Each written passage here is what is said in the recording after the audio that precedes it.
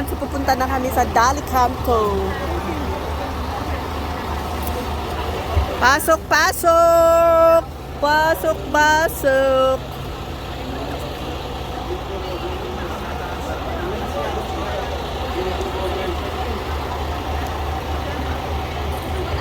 So, ayan, magbabayad muna bago pumasok. Panoramic view, Belvedere. Belvedere. Belvedere.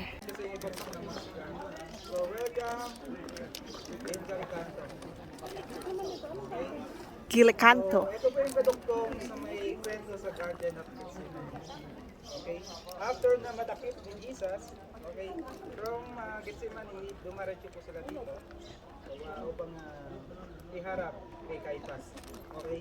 So sa baba po ng chapel na yan, yan po nakatayo before ang bahay ni Caiaphas. Si Caiaphas po ay isang high priest before. No, kumbaga siya yung pinaka-religious leader nila that time. Okay, so from Gethsemane, dinala si Jesus dito. And some of the disciples ay nagsialisan because of takot.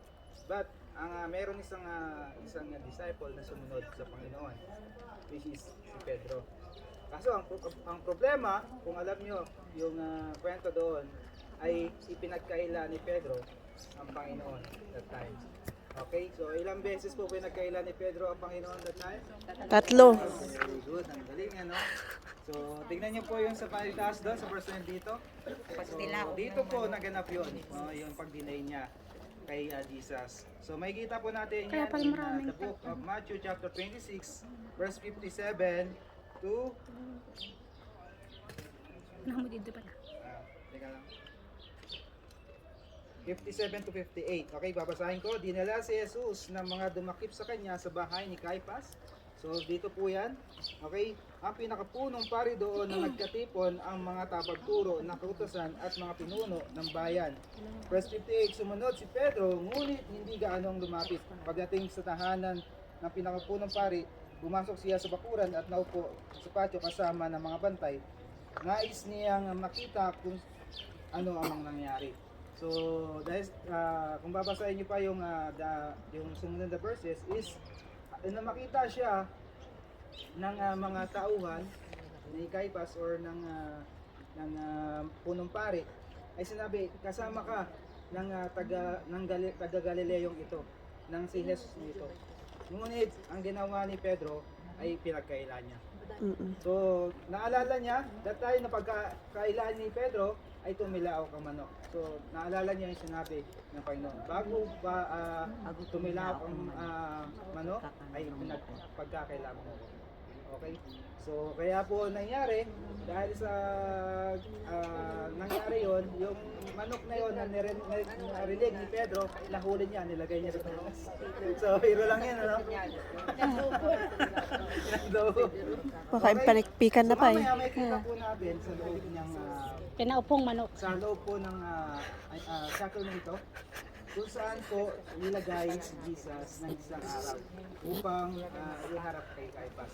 So mamaya bababa po tayo doon. So mga first, sino pong nakapunta doon? First time? First time. Okay, so mamaya po makita, pwede po tayo mag-picture doon. Ano? Okay. So from Gethsemane, so bali po ang bahay ni Caiaphas is nakaharap po dito. Okay?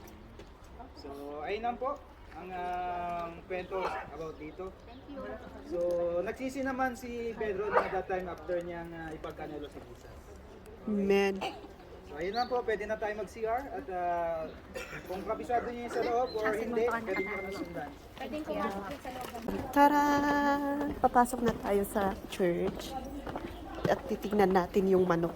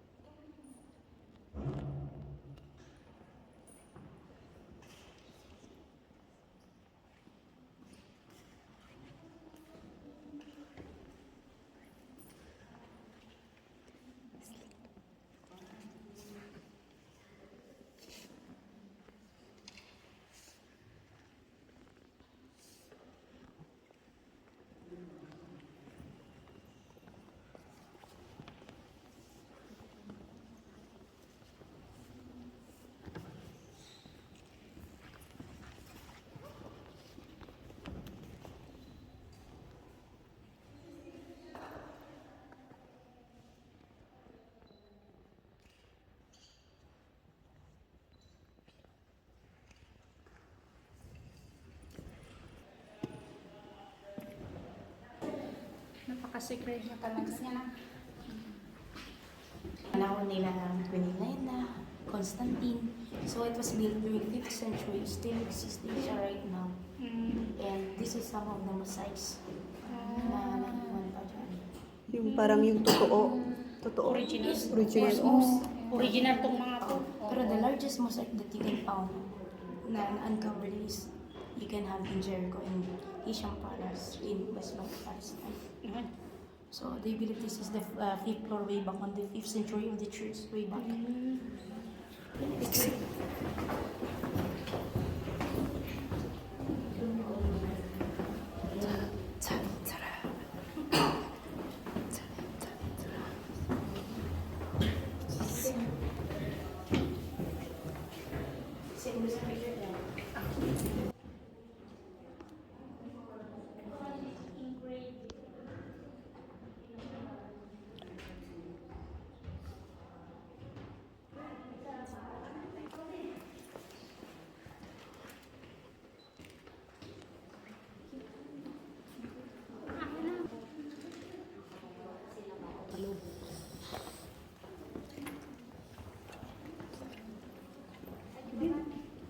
Basement, may mga, tas yung engrave, yung cross engrave.